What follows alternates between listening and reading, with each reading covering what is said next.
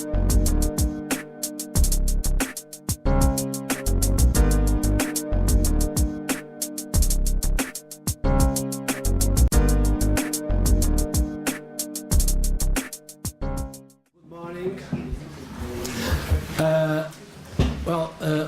behalf of the Dean of our Faculty of Social Sciences and Humanities, we welcome you. We wish you a very good conference. Well, it's only some words for thank you for coming and have a good work. Thank you very much.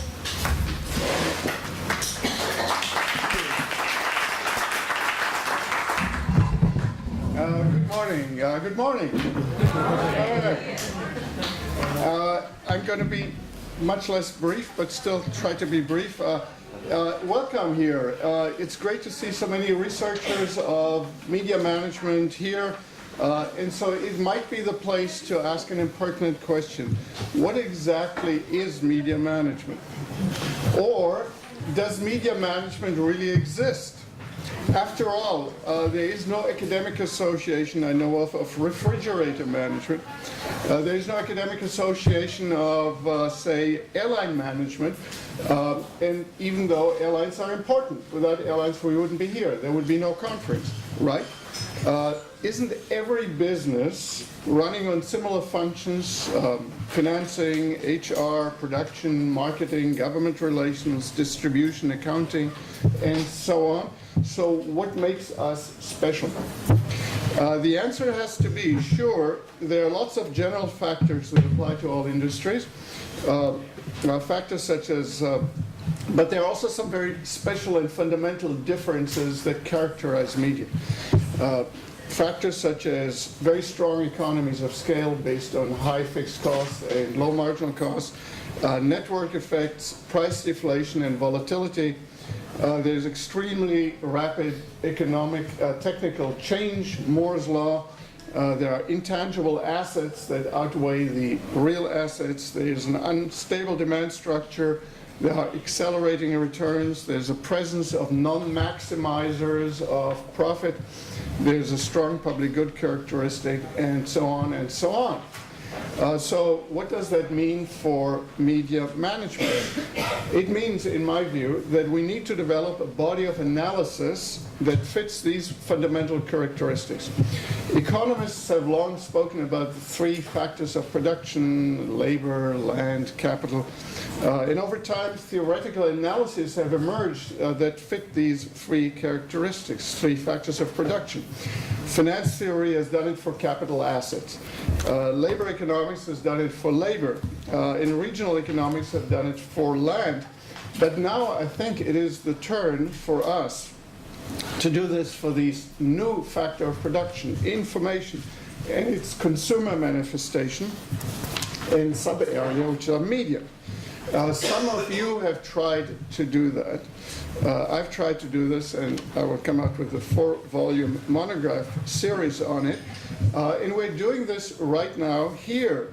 What we need to do really is to weave together these specifics of the individual stories that we will hear in this conference, of companies, of industries, of countries, of technologies, into a broad tapestry of theory and analytical tools and interpretations. This is a major task, but I bring you good news. It will bring our field, which is the management of information resources and products. It's a long term. Media is much shorter, but that's what it is. Management of information resources and products, to a central role in economics and business analysis more generally, just as finance theory has done so over the last 20 years. So in a way, we are the front runners. It really goes far beyond media, narrowly defined. It's unconventional to traditional departments and schools and disciplines, but innovation and an upheaval is what the subject of our analysis is. Media have always been disruptive and creating an upheaval. Gutenberg's Movable print was the first mass production machinery. The Industrial Revolution followed later. Film production has been the forerunner of a virtual company, and now many other industries are following that model. And the internet now is changing everything. This is what we need to do, and to do this we need to learn from each other, so this is why we are here. Now, a few words about how we want to proceed here,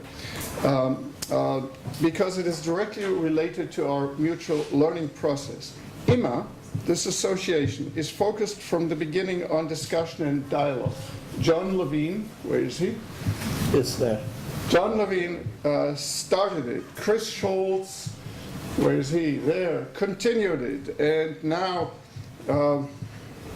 Paolo Faustino and with myself supporting him has continued it. In the beginning, it was by invitation only. John will talk to us a little bit later. There were no papers presented. It was mostly discussion. We now have expanded considerably. Many papers will be given. We have papers, but we do not want to lose the discussion element. It is important and central here. So it's really fun, Paulo, to be here in Portugal, where terrestrial communications started almost 600 years ago into a global enterprise. So thanks to the chief organizers, Paolo Faustino and Barbara, where is she? Is she outside? She's working. All right. She's working. In Lisbon, Jason Buckwitz in the back there, also working along. In New York, they've done a fabulous job. Thank you very much. And the scientific committee everywhere in the world, thank you too. And so here's my friend and collaborator, Paolo Faustino, without whom we would not be here and without whom we wouldn't have such a good time. Paolo. Thank you.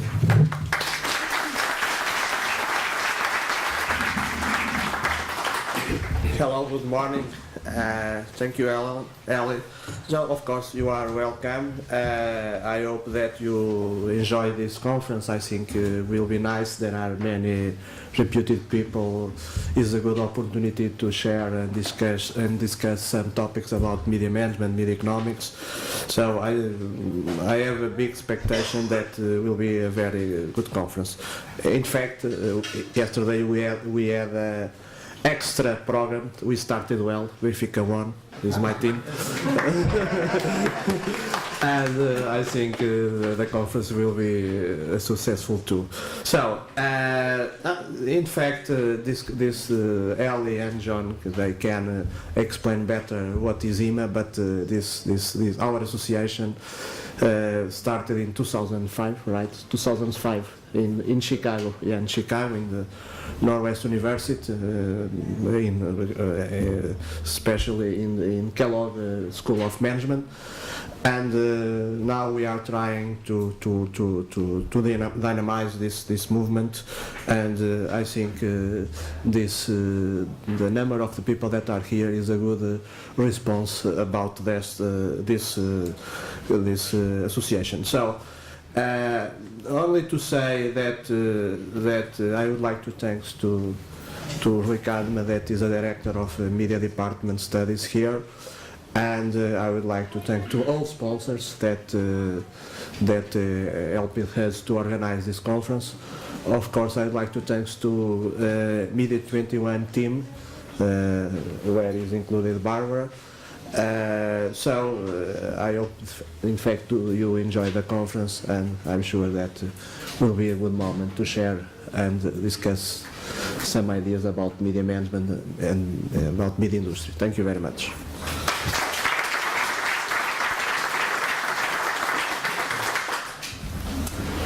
No? So I think we have now the first step. Yeah.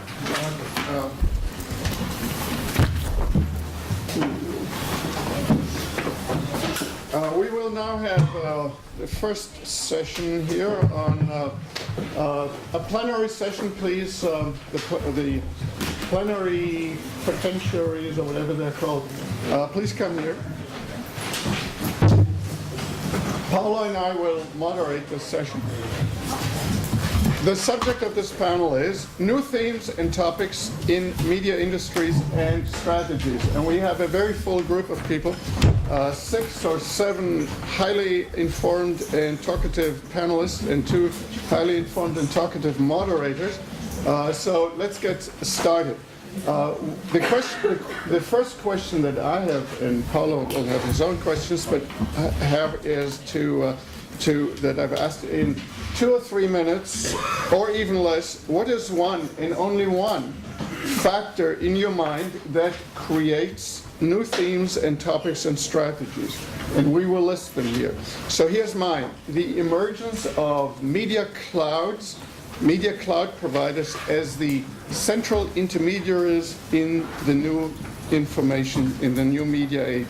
In the United States, 65% of internet traffic in the evenings is now online video. That's twice as much as it was 2 years ago, and probably much less than it will be 2 years from now. And it's not going to be the same old television, just on another platform. These cloud arrangements will change technology, change industry structure, and change content. So that's my bullet here. Maybe Rosena can start this discussion. Can you introduce yourself? Yeah, my name is Bożena Mierzejewska. I'm representing here Fordham University. I do research in media management and economics, and I'm also an employee of the International Journal of Media Management. Okay, I try not to shout. Can you hear me well, better? Well, to add my bullet points, I would add Web 3.0, meaning the mobile media. That's where not only the traffic goes in right now more and more, not only on the cloud, but also more and more media consumption happens through mobile devices. And to go on with it is the phenomena of a second or a third screen, when we more often watch media or consume media parallelly in 2 or more devices. It was very visible during Olympics, where you would follow one program on television and then follow the same event either on your mobile or parallel event on a mobile, or even follow the Twitter feed, etc., etc. So this is mine would be Web 3.0 and mobility.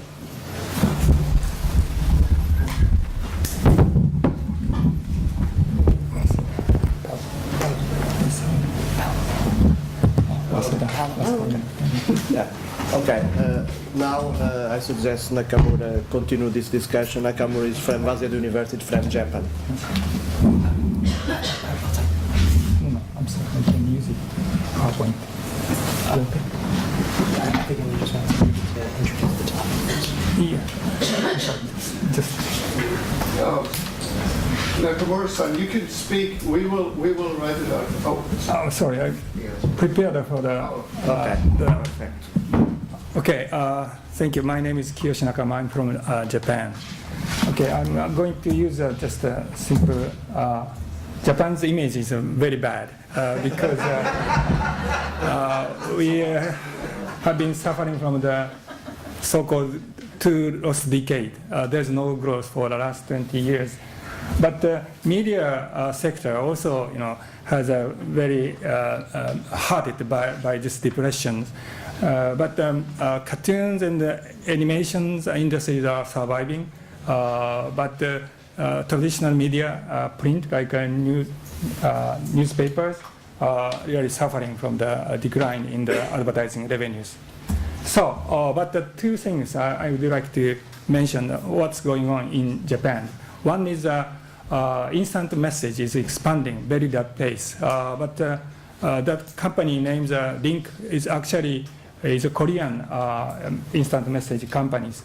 It's expanding very rapid pace. This is just a trend for the last little more than 1 year. But actually, I just got the news. The number of the users reached 150 millions within the. I got just I'd say cartoons in January. It was 100 million, but it's now expanded 150 million.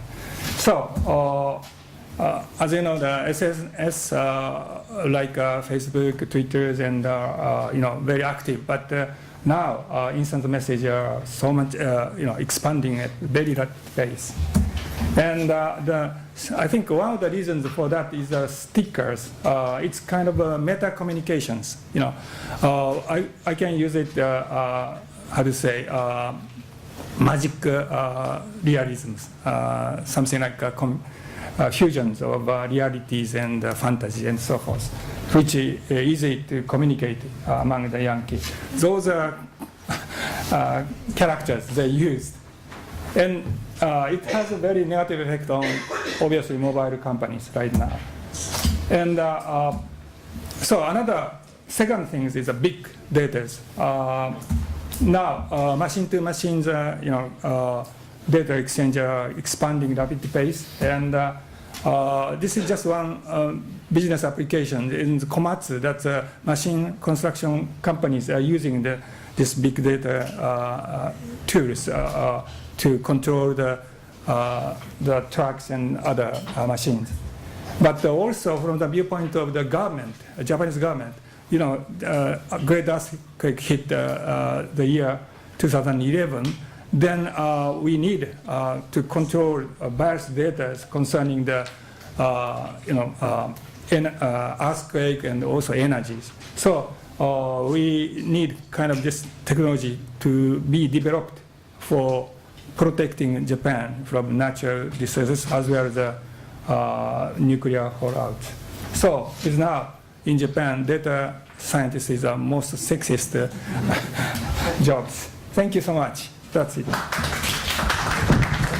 Thank you very much, Kiyoshi. Can we perhaps summarize this? Thank you very much, Nakamura-san. Summarize this as messaging and machine-to-machine, M2M applications. Yes. Is that about right? Trivia data. In the Philippines, people are using text messaging 12 times as much as in the United States.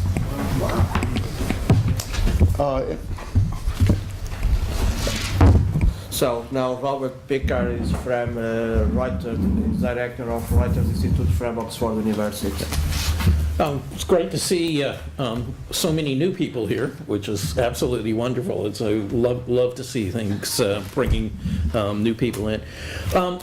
The thing that I think is particularly important now as we move ahead is to understand the actual expansion of media content production and provision. And particularly because there is a huge movement of non-traditional media companies into this activity. And it's becoming an axiom now that all companies are media companies. And the questions that happen is how do they structure differently from traditional media companies? What is it in their operations that are different? What are their strategies that are different? And in the end, how does that affect traditional companies, traditional users, audiences, and their perceptions? And we're seeing a huge rise of these kind of activities. Many of the luxury brands, for instance, in fashion and accessories, are producing films and television programs today that aren't marketing in the traditional sense. They're actually entertainment contents or informational contents that go beyond. We see this happening with companies like Volkswagen and others who run not only magazines but online content provision in a variety of ways. Nokia has 2,500 websites, many of them which are devoted to popular entertainment and other such things. And so how these are affecting the environment, and we talk about media companies and we look at media companies, but we rarely look at this expansion in the other side, which is huge now, moving into the production of film, documentaries, all kinds of other things.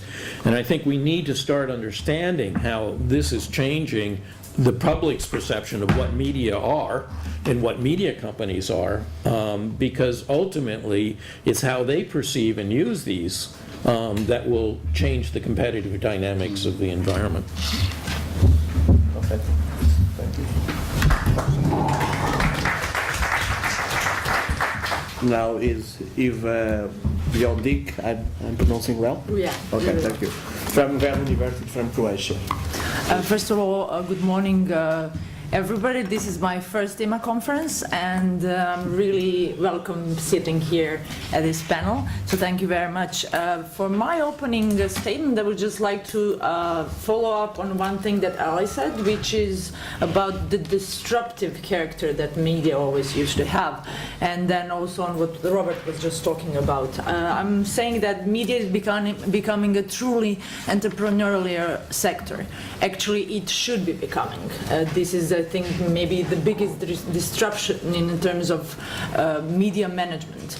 Of course, technology is the primary, but not the only driver of this change.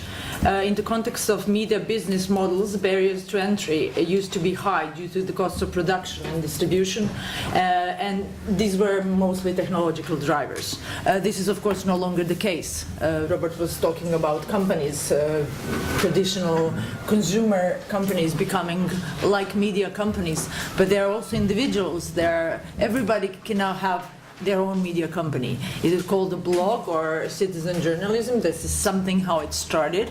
Is it our own Twitter account or something? This is one way that people are now entering the media industry. I think it is important that technological innovation is something that really democratizes the production, distribution, and also promotion processes. But it's also, and we were already talking about this today, but it also fundamentally changed consumer habits. And these changes need to be tackled entrepreneurially. And when I'm talking about entrepreneurial things in the media sector, I'm not talking only about the fact that this is about starting your own company. This could also be about traditional companies becoming more entrepreneurial, having more entrepreneurial spirit, or it just means that, for example, young journalists or young media employees should become more entrepreneurial themselves. This is also very important in context of shrinking media organizations.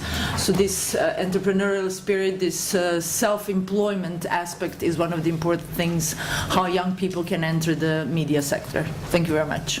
Okay, thank you. Yeah, good morning. My name is Chris Scholz. I come from the University of Saarland. It's not my first IMA conference. I've been to quite a few of them. It's glad to be here again.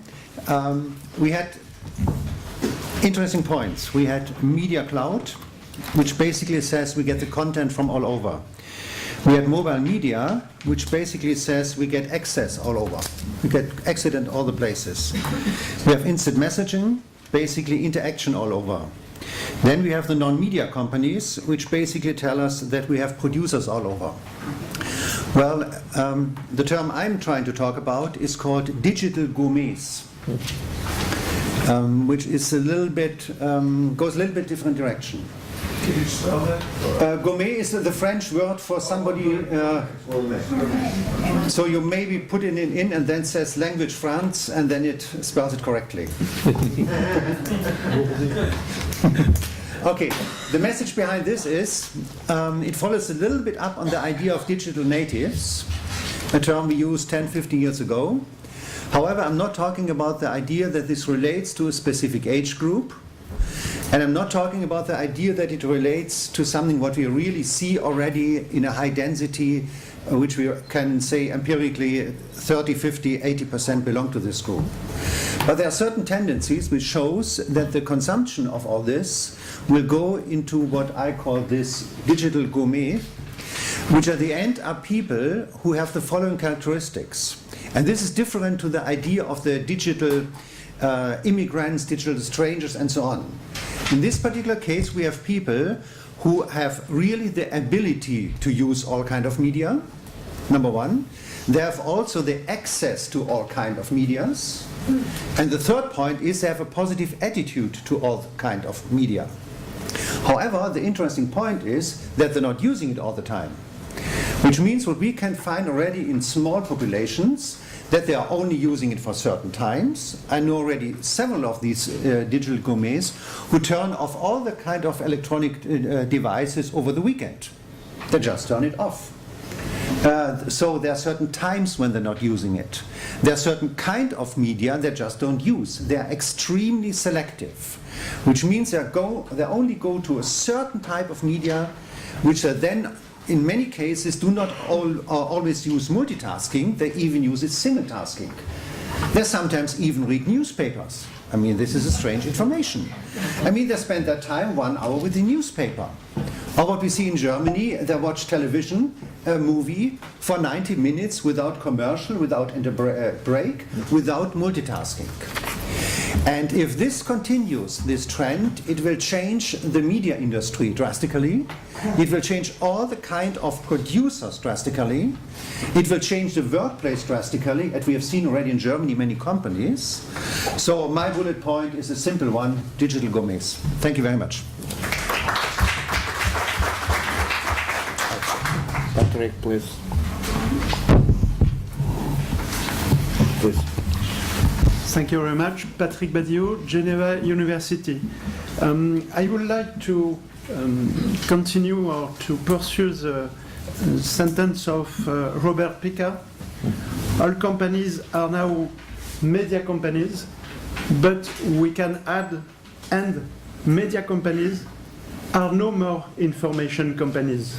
It is a question. Why? Because from a case study from Switzerland media company, this media company affirms that they are doing journalism, in fact, to promote events, to promote advertising. Why? Because they are concerned by the media crisis, the digital revolution, and now there is a confusion between information and advertising. This question was first obvious in the sport. For example, when a media is speaking about a sport event like Tour de France, it is wonderful. Sport, Lance Armstrong is very good and so on, and you know the end of the story. So what is the new frontier between information, media company, and advertising? Thank you very much.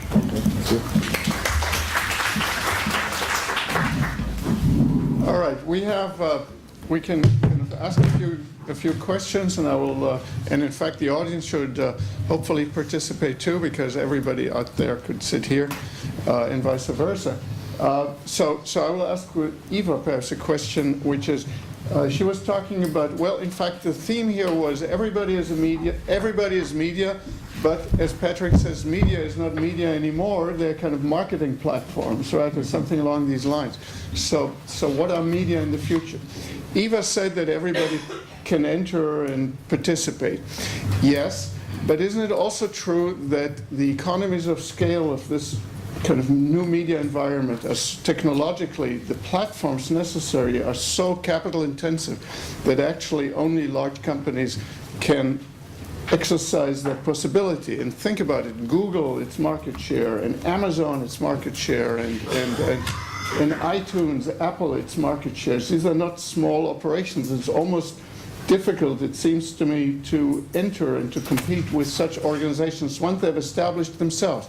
In the beginning, there's great openness, but that doesn't necessarily mean that there will be great openness in the longer term. Just like in the automobile field, there were hundreds of car companies in the beginning, but not at the end. So this is my question to you. Are we going to see two kinds of media? One is this citizen do-it-yourself media at the tail end, at the long tail, but what most people are actually going to consume is that very short tail of large media organizations. To be honest, I don't have a clue. If I would be having a clue, I guess I could make a lot of money consulting media companies. But I think that the role and the role of the big traditional companies, media companies, being gatekeepers is no longer the case. I don't think that New York Times is one of the main gatekeepers for the information now. I don't think that that's the case. But if you're asking me if the Google is, yes, it is. And I think that this is something that will change. I don't know if it's going to change with these digital gourmet guys or how is it going to change. But I think that when young people, let's call them natives or however you want to call them, they also need to become digitally literate. Because we are assuming that all young people that are digital natives are completely digitally literate. And I don't think that's the case. I mean, I'm working with the students that I see are sometimes less digitally literate than us who are digital immigrants, because we are kind of putting an effort. You know, we are trying to figure out how this works and how that works. And I think all of us saw this funny video of a baby playing with a print magazine that is used to be, the baby is used to play with a tablet device. And you know, the baby is not going to ask the question, what is behind an application? The baby is never going to ask what's behind the Google algorithm. And I think that it's a lot of things are going to change. We are also kind of very young in this digital world. You know, it's not smart probably to call it new media anymore because it's here. Let's say about 30-ish years. But still, in terms of how we were using other languages, digital language is first of all one of the most propulsive ones. It's the one that changed us the most as human beings. And how we are all going to find our way in it personally, and as far as the businesses are concerned, I think this is going to be very disruptive, as you would say at the beginning. Is there anybody else on the panel who wants to address that question of big versus small? Yeah. Well, certainly where big has become a problem is not merely because it's big and has money, but because it's controlling gateways today, and gateways to information, and that's becoming the interesting problem. However, what we are seeing now, which is kind of a very interesting movement, is that smaller media companies that are the traditional, never had the kind of capital that these larger companies coming from the digital side had, are now starting to cooperate to try to break those gateways. And if you look, for instance, at the emergence of now Next Issue, which is a magazine platform in which about 6 or 7 of the largest magazine companies in the world have now come together to create their own app systems and others that you don't have to go through Apple. They don't have to be sharing 30% to Amazon. They don't have, and so this is a strike back at these larger companies, because in the end they're the ones that have the content, but they're now having to cooperate in a way that they refused to cooperate before, simply because there's a greater enemy, which are these gateway firms that are creating huge problems for them. So.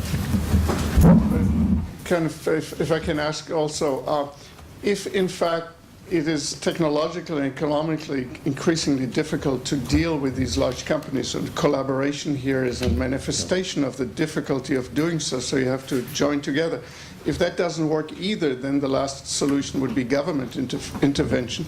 And so is it possible that this actually will become a significantly regulated environment?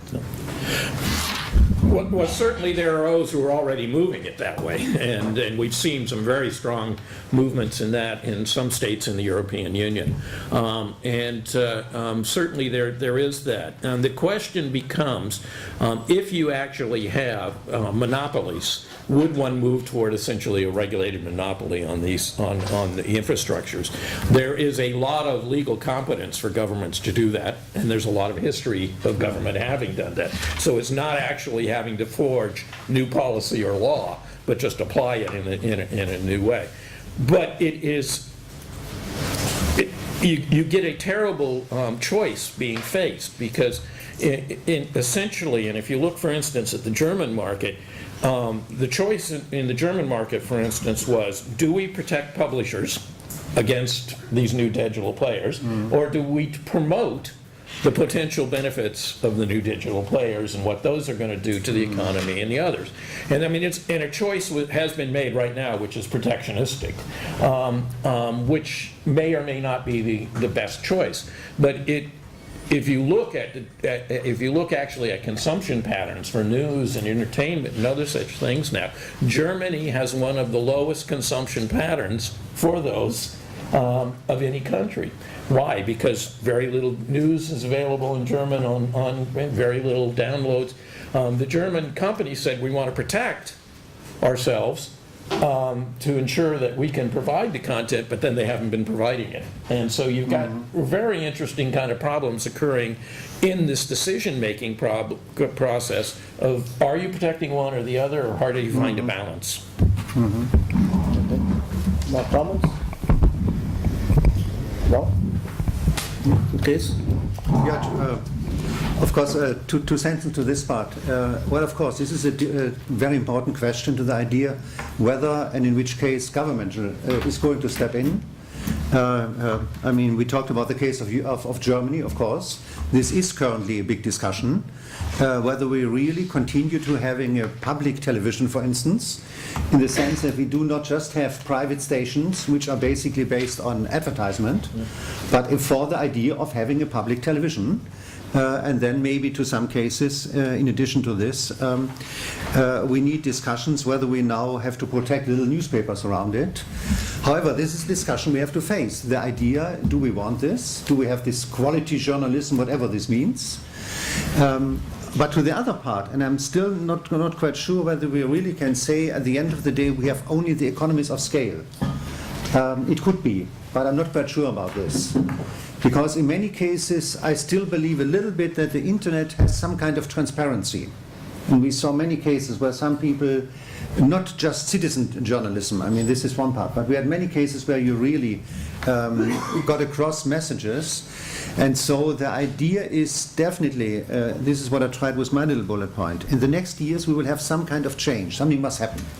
We cannot just have more production on all kind of things. We cannot even have the idea that everybody producing, we have all kind of contents, we have the cloud here, we have everything here, we have the Amazon cloud, we have the Google cloud, we have all kind of clouds, who is using all this kind of information. And so basically at the end, and this could be the positive scenario, we get a move towards quality, which can be distributed its characteristics through the media. The other part could be the scenario of governmental intervention. This could be kind of the second one. And then the third one would be, okay, we have the big companies who take basically their parts and their share of all this. So these are three potential scenarios where it could be in the next year. However, these three scenarios are very much different, and this is the interesting part to see where it really goes on. But it definitely has to change somehow. It cannot continue, and this is the interesting thing when we talk about trend research. Well, you have to kind of exploration. You say, okay, we have so many, we use the internet 3 hours, 4 hours, 5 hours, 10 hours, 12 hours. Then you just project it and say, well, okay, in 2020 we use it 24 hours. Well, this doesn't work. The same for the content. We have more content, more content, more content. It just doesn't work. So at this point, something from the system theory, you have these chaotic points where you have the disruptive idea. Something is going to change. And I'm quite sure that this moment will be 2, 3, 4 years, something will change in a very dramatic way.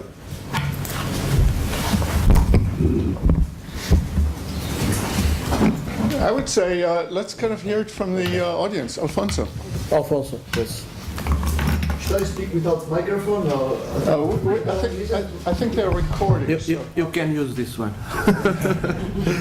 Okay. I see. Okay. There are no protocol here. Let me try to relate this discussion between big and small with the concept of quality, because what I see here is that quality is very expensive. The production of high quality news or entertainment means that you should have very talented people, highly motivated, and that means that you need money. And what I see, at least in Europe, is that most part of the companies are cutting costs. Because of that, they are reducing quality. Because of that, they are disappointing customers. Because of that, they are earning less money. Because of that, they are doing more cuts of their costs. So this is like a virtuous circle.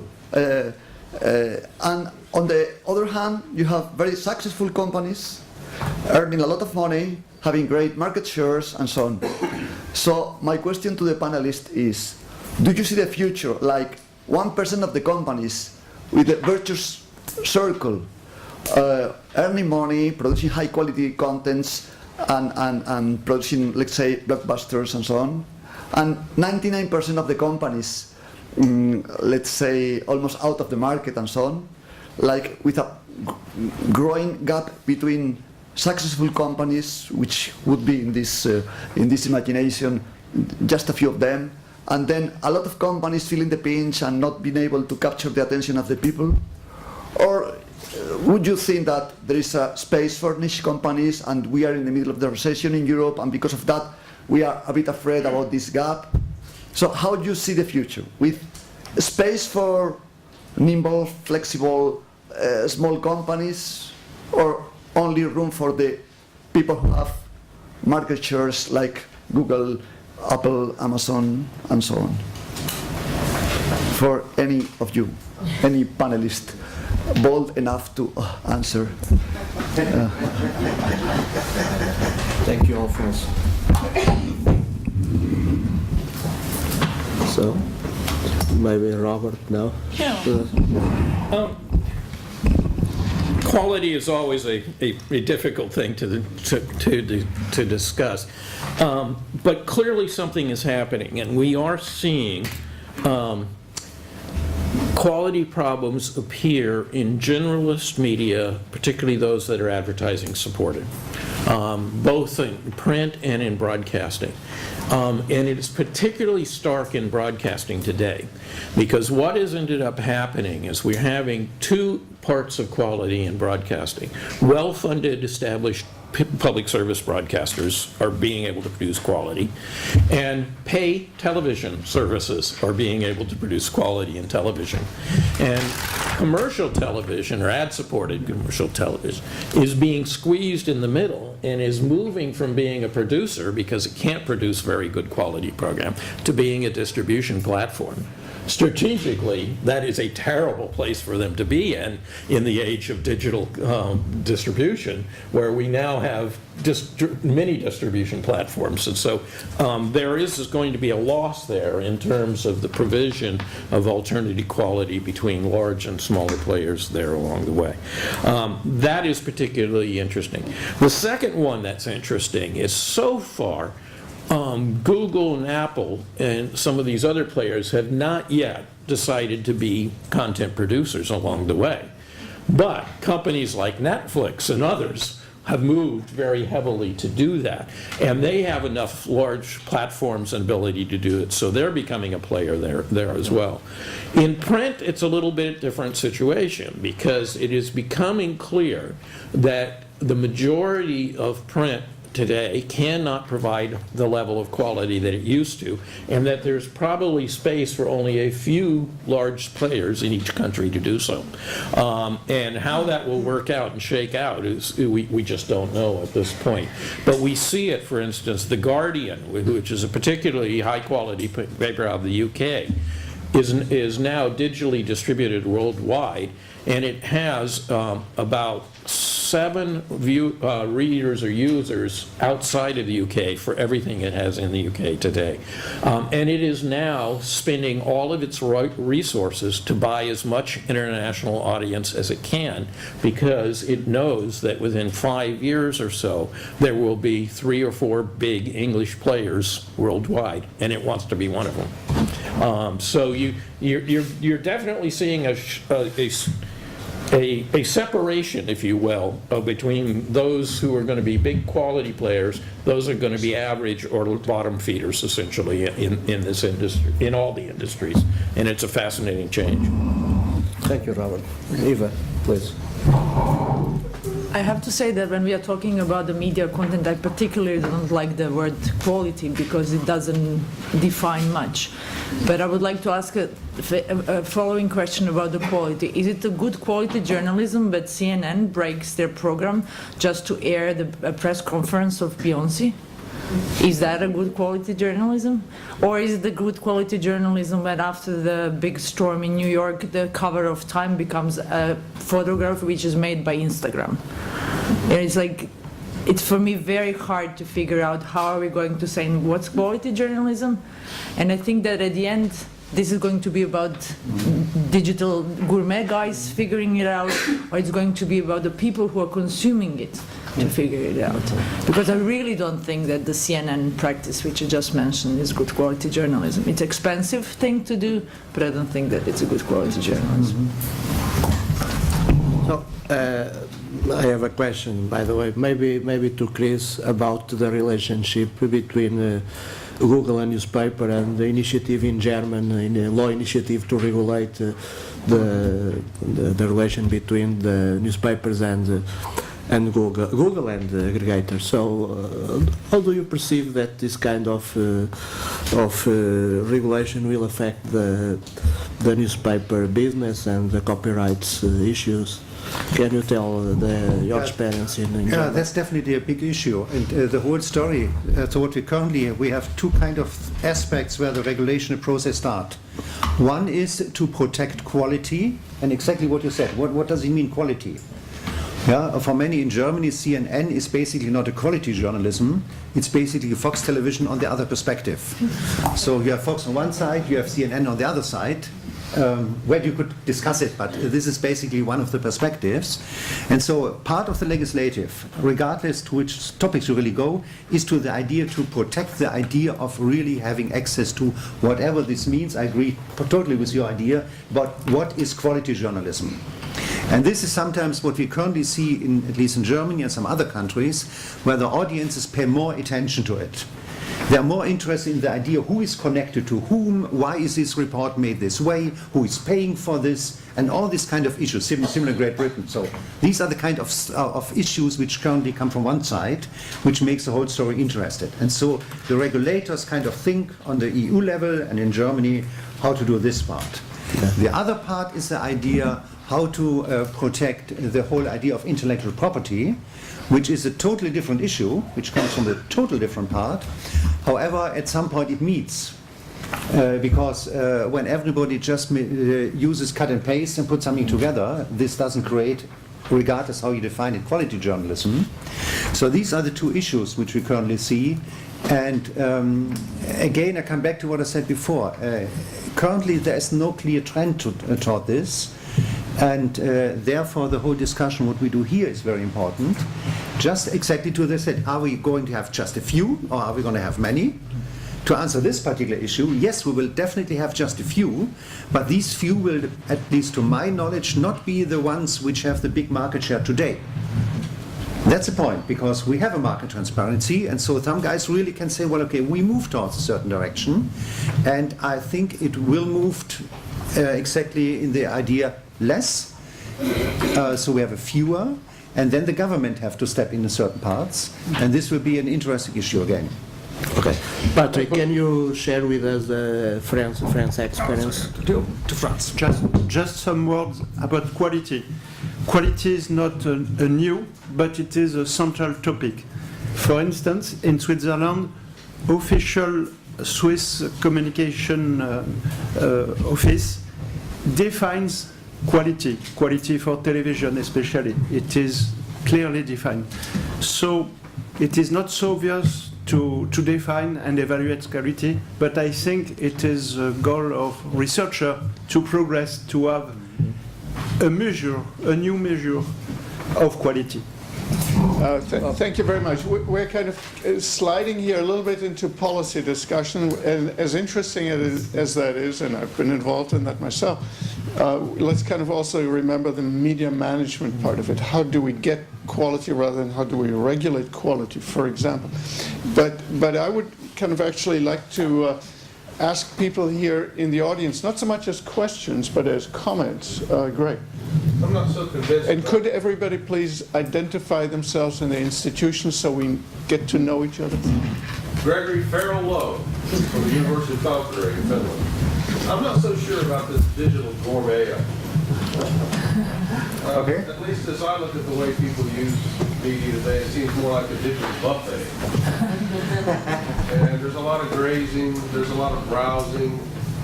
I have students that have parties on a weekend where they watch the whole season 6 of Mad Men and they call it binging. So when I think about gourmet, I think about somebody that is very sophisticated, very accomplished in their understanding of food, will tolerate anything other than the best of the best, and probably has a budget to pay for that, unless they're a critic, and then somebody else pays for it. So who is the gourmet? On this particular topic, on this particular gourmet part, before Chris has a chance to defend his bullet on that issue? All right, Chris, go ahead.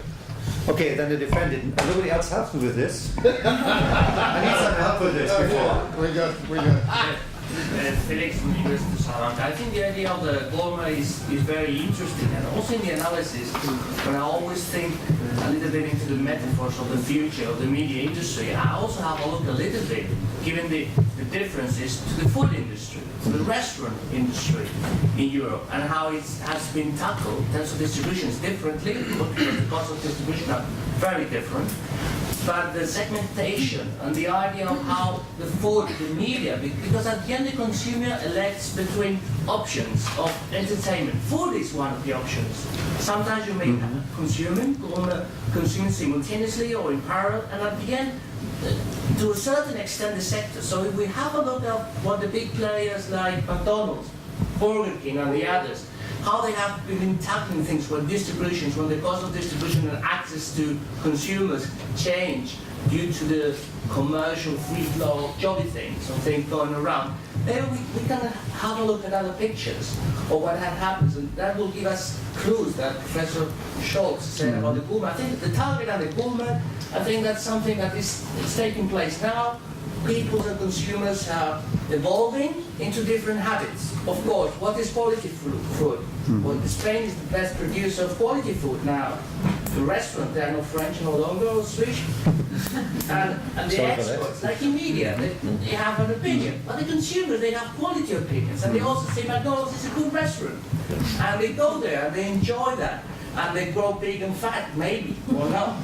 So maybe this metaphor and this parallel is going to give us some inputs into the debate that will be big, but I think there will also be small players in the local media, in the local, what we say in the Spanish area, the proximity industries, like Jose Maria. And so maybe we have some clues in other sectors adapting to the economies of skills and everything that will get into. I think this idea of gourmet is very interesting and gives us some impression of what this perspective and projection is going to happen and take place. Of course, Apple, Google, the big players, they want to have the shops in the best places. All right, so Chris, is it going to be digital gourmets or digital McDonald's? John? Let me try two sides of it. I'm John Levine. I'm John Levine, and I'm from Northwestern University. First of all, I want to hold up a mirror and say I think we all have a role in this we haven't played. There's been a whole lot of commodity stuff for a very long time, and this entire room has sat back and said, we're going to judge the media, instead of really thinking about management and saying, why is it that repetitively across all sorts of media, we run the same garbage from one place to another, from the same sources, use up the resources, and then say, oh, they're not doing good journalism, or they're not doing good other things. When if we had argued for what reasonably would happen in most sectors, that you would get one great player to be the wire service and give us the fact that this and that, the temperature change, the sport team won, the whatever, and then get the expert on sports to add depth, that's fine. We didn't do that. So we haven't cleaned out the machine, point one. Point two, the grocery store knows a huge amount more about the audience than we do. Shame on us. They really know what to put in. And so I think there are absolute gourmets, and again, driven, I love Chris, but not by Chris, but by the audience, which is where this conversation, I would argue, if we come away from the meeting in no other way, we come away starting with, let's start from the audience in, not our preconceived notion out. And if we're going to start there, then Politico is a great example. It's making money, it's growing. They're selling their television stations to grow it bigger. The magazine is there. Let's talk about aggregation, and aggregation with analysis, where you don't have to create it all, but you can create an immense engine of quality. Oh, and by the way, let's talk about MOOCs. You know, you want big media that not any of the big players can control. 100,000, 200,000, Coursera, 3 million, overnight, 18 months. No one has got a gate on that. This is enormously exciting, but I think what we come down to is the idea, and it's sort of embedded in this, and it's the pinpoint of Chris. If the audience has a need, and we really meet that need, and we are credible and transparent, then you can do it, and you may pay a piece to Apple to put it on their system, or you may not, because there are big examples of may not. That's the world I think we're going into. Yes. Okay, I'm Paul Michetz, University of Salzburg. I just want to add on to John Levine's idea, where does the consumer need actually come from? You know, this is the big issue, I think, from my country, also Germany as well, perhaps. When you look into smart TV development, and who does innovate there, and who drives and pushes the need of consumers to buy new big-size television screens where they can enter the internet? Is it industry or is it the consumer itself? So the market, how it works for new innovative media is for me the crucial question mark, the big question mark still, and where the development in the media industries are going. I mean, if we because, you know, I don't think that if industry follows every consumer need from the very single person, it'll make out any money, because only a critical scale of users and consumers would drag the money and the funding into it. So I think this is how do bigger markets appear in the first place, is my issue. So let's done first. Is there a question or an add-on to John Levine's actually? An addition, okay, that's fine, sure. My name is Vedran Vukanovic, I'm coming from Montenegro. I just actually, I was listening very carefully to all 7 actually panelists here. It seems to me that cloud media web 3.0 is sort of a really was particularly interesting to me, although all these concepts here were really very well presented. It seems to me that following all the media management conferences during the last 5 or 6 years, that we have overlooked somehow the technological issue. I think it's probably because of the fact that we come mostly from social science and media studies and so on and so forth. And I think in order really to be highly informed, we simply have to follow more this sort of information studies. And therefore, I'm happy that actually at least 2 or 3 of you have pointed out that cloud media and Web 3.0 are highly important. What, in my opinion, at least here is actually highly important also is the fact what Professor Badil pointed out, and that is the issue that media is not media any longer, at least not in conventional term. What that really implies is, in fact, that in order to survive today, media has to actually follow many different rules about information science, about network externalities, two-sided markets, and so on and so forth. What I think in this regard is very important is also the issue that media has to expand, not because it really wants to or it doesn't want, but because simply it's pressure, it's under great pressure. In that regard, I think that it's really important to look at some new concept of microcasting, of producer issues, pentaplay domotic systems, also the issue actually what Lev Manovich said, that we are entering a new kind of economy, and that is the experience economy, that actually media it's an intangible product that media offers today, particularly when we enter Web 3.0, Web 4.0, and cloud media. So at this point, I think that the interface and actually the way to locate into the issue, technological issue of interface, iPhone and mobile and wireless media is going to be very and highly important. Also in terms of distribution and content issue, I highly appreciate the explanation that was given from Professor Picard, who is an international expert on the issue of media economics, as all of us know. But also what I want to point out is the issue that today what really seems to be very important is not only the content, not even the quality of content. A couple of you have mentioned here that the quality of content is not a crucial issue. And what happens here is the issue actually of a distribution. If you have a distribution platform, you will attract good content. And that is what I want to say. Thank you.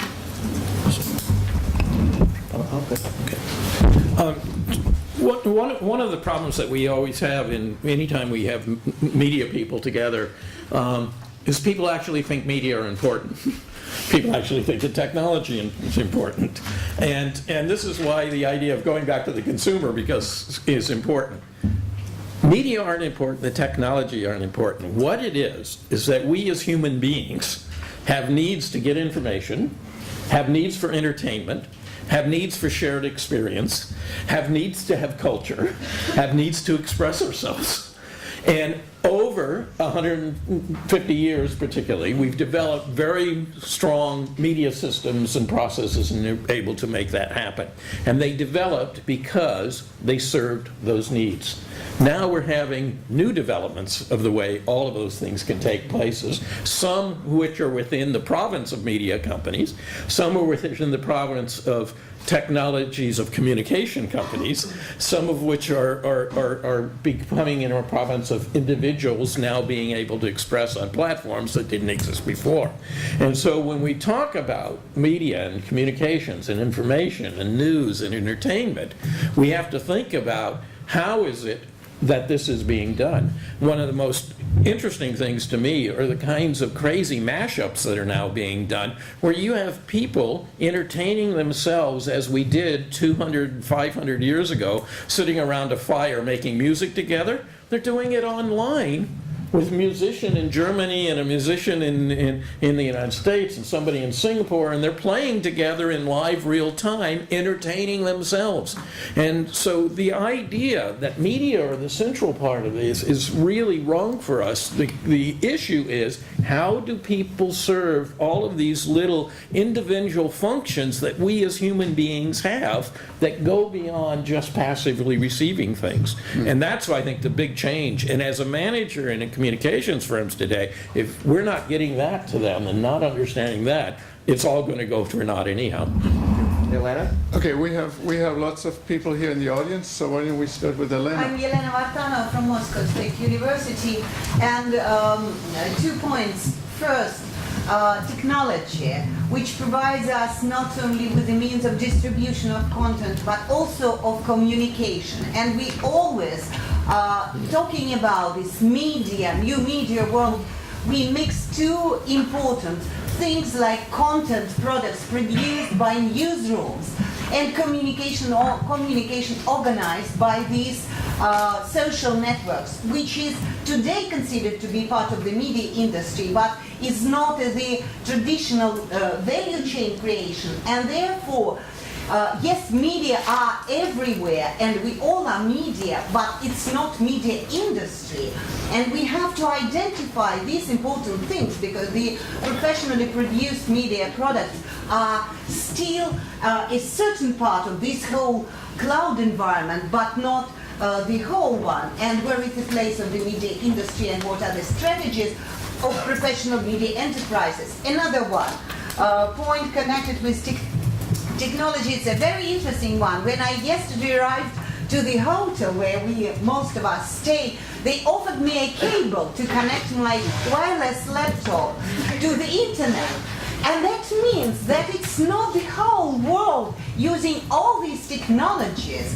And the question of big and small is also the question of global and national, because at some national contexts, media industries are completely different, and it should be something focused, because you asked about media management. How you can manage the company with a very limited financial resources, with no investment in a small country or a big country or in province where no media market exists.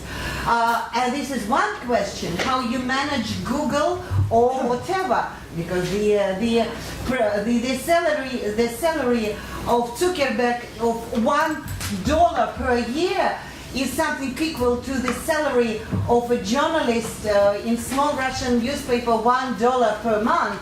But it's a different thing which we have to discuss, big and small, global and national. Thank you. Charles? George Silva, University of Texas.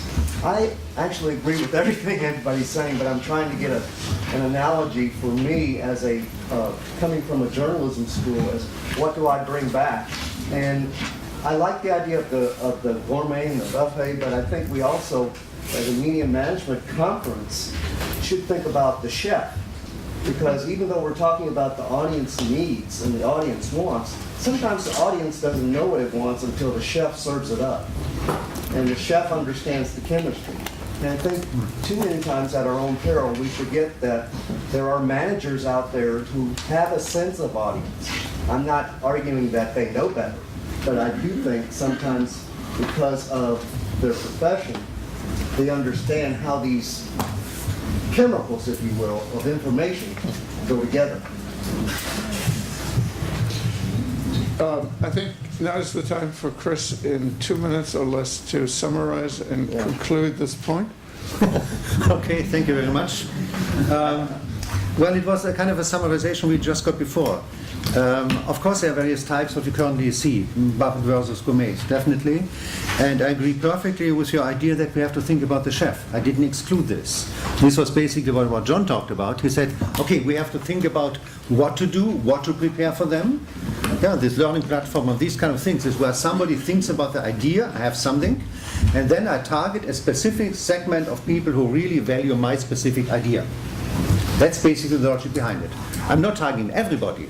Let's not beat apart, but I target a specific segment who really value these specific ideas I'm contributing.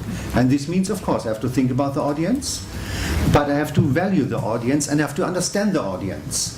And I have to move away, and this was the small part I try to bring.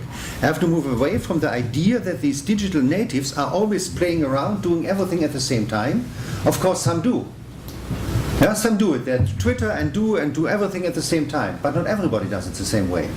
And so this is kind of the trend which could be in the future, and this is for me a fascinating trend because it gives other opportunity to play as a game changer and get certain ideas really across. And so I like this idea. So let me now ask the panel and the audience another question, which is, if we are going to move to an internet speed of gigabit rates, from megabits today to gigabit rates, a 1,000-fold or 100-fold type increase, and that's entirely predictable if you just project speed trends of the last few years. If we reach a gigabit speed, what are the implications for media industries, content, and globalization?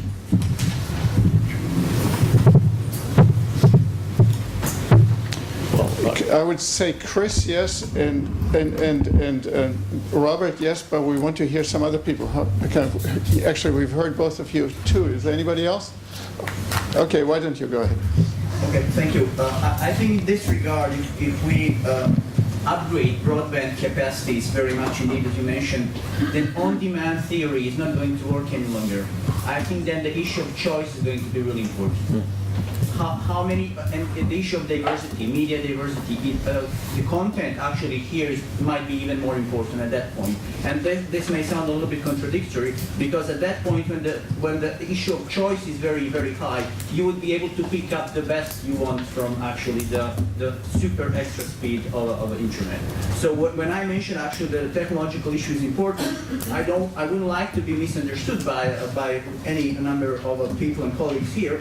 I also wanted to say that actually the success of social media is based on an actually social issue, not technological issue, and that is the need for human relation. Just the issue of how nowadays is becoming equally important also regarding the issue of what is the content and how you access the content is really important, and that is another issue. But this is the issue of choice that is becoming, in my opinion, very important in the future. Thank you. Anybody else here? Yes. Well, hello, I'm Jean-Paul. Maybe you are going to listen to me at lunchtime, Portuguese Publishers Association, so I will only participate on what I will not say during lunchtime. And this is your question about the speed, the question for the telcos. My view is that a concept which I have not seen arose here till now, which is what we call net neutrality, will bring us to the answer of your question, in my view. Because what speed will give us are more complex contents. And more complex contents have to do with journalism in one side, it's true, you can have more direct, more live reports than you had before, but more speed costs more money, and more speed wants people to pay more for the excess of that speed. What means that you will have premium contents which will be defined by the relationship between telecoms company and the users, the consumers. It's this relationship that will define what you will have with speed. And then you will have a general use of contents by the whole community, which will be defined. And this will bring again the power of journalism and the importance of journalism as a masterpiece of media. Thank you. Thank you. More questions? More questions? Related to the gigabyte speed, I think we have to, I don't think the gigabyte is a real need now today. You need big motorways when you have traffic like in Paris. There is also an idea about Martin Balsaschi. This is an Argentinian that worked in Madrid many years, that started some 5-6 years ago with Google, and also I think Microsoft is within the Fonera. They use the resell Wi-Fi. I think there is sufficient speed now in certain places where there is high traffic for the 4G or for the new needs. But I don't think the issue today, there are high costs in changing into gigabyte speeds. Of course, universities will need Wi-Fis that have high access. But I don't think the key issue for the media, of course, they will build motorways if they are going to get the return from the money from investment for the high-speed issue. But I think the issue today is not quite how big the motorways are, but to put the consumers and the users into using that new content and information, and to get into the motorways and to make the monetization, make the money out of what the infrastructure there is already within. There are a comment. I found interesting idea. I'm Andrea from Nobel University. Because we're talking about faster speeds and we forget the distribution. Sometimes when we have to communicate with other emerging countries like African countries, communication is really slow. So that's a big way till we get to that faster speed, and we must consider first how we minimize the digital gap, and we have a better distribution of the speed we already have now. So I think it's about the concept we're explaining. Thank you. Now, in Africa, what we are observing is a kind of an extraordinary expansion of mobile. And mobile comes now with smartphones, also with internet and video capabilities, and that creates that connectivity that everybody in the globe will be connected to everybody else within just a few years. In America, I read a statistic, and of course 32.5% of all statistics are incorrect, but that the average American is never is always less than 3 feet, 1 meter away from their smartphone, closer to to their children, to their spouses, their boyfriends, girlfriends, or less than 1 meter. We have 5 minutes to conclude this session. Yes. Robert. Hi, I'm Bob Phillips. I'm Professor of Strategy and Innovation from Boston. And my question is, you know, as an outsider to the media industry, but as a person who cares deeply about innovation and transformation within media and creative industries, I have sort of a question that comes from my background. The question is, whenever I look at industries that are kind of undergoing change as media industries are, I mean, one of the questions is, you know, who's appropriating the new economic value for the changes that are occurring? And as I read material from your world, I mean, I read some commentators arguing, you know, content is king. Content is really important. But when I think about other industries, I think about the gold rush.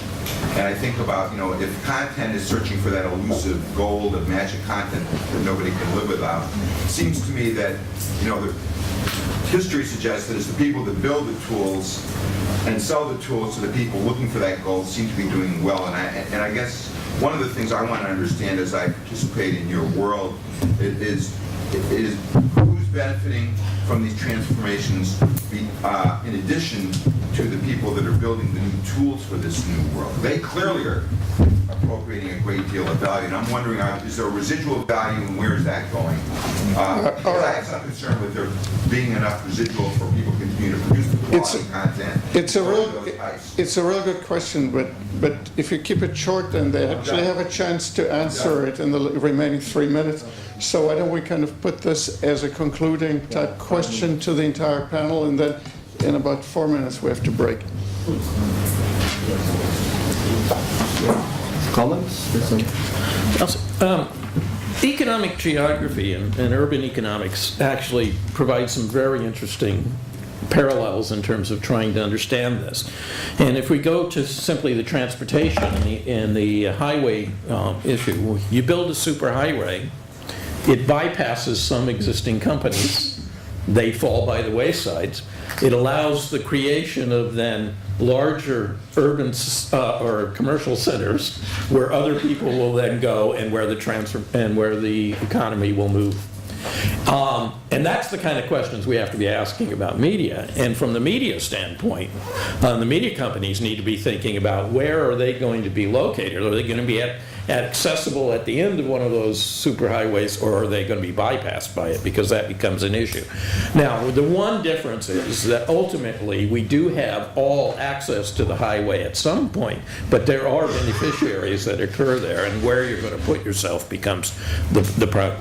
The other problem that occurs here is the one that Kiyoshi noted about, with as we get more technology and more speed and others, it's the data. It's not the distribution of content. It's getting all the data back from all these users who are now exercising the choices of which off-ramps to get off and how to come into this, and making sense of that. And while we can harvest data today, we don't have the faintest idea of what the hell to do with all this data in media companies.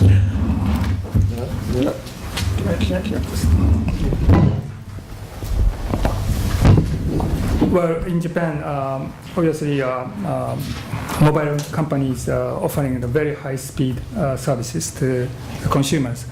But as I just presented in the slide, like Lines, new instant message companies are expanding.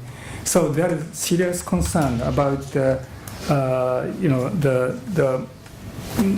mobile company becomes just a pipeline companies, no extra revenues they can take from the high-speed services. So from their point of view, I think those newcomers are really free riders in every sense. So how to find a compromise, in terms of the cost and paid and between the mobile phone companies and those new internet service companies. That's my comment. From the panel to Bozina. I think in the end of the day, it's all about what the customers want and how, in terms of, let's imagine a world we have an unlimited amount of speed, an unlimited amount of content, because the content will be produced. And what's in the end of the day a media then for us as end customers? In the end, what Robert has said, it's going to be about our own choices in terms of what we want to consume and what's going to bring us anywhere further, whether in career-wise or in consuming-wise in life. Therefore, I think in the end, the combination here of a good quality and definition good quality and a good distribution, accessibility, will be in the end defining what is the balance between which companies are. Is it the big ones or is it the small ones? I don't think there's going to be a black world that only are big ones and very small. We always had niche markets.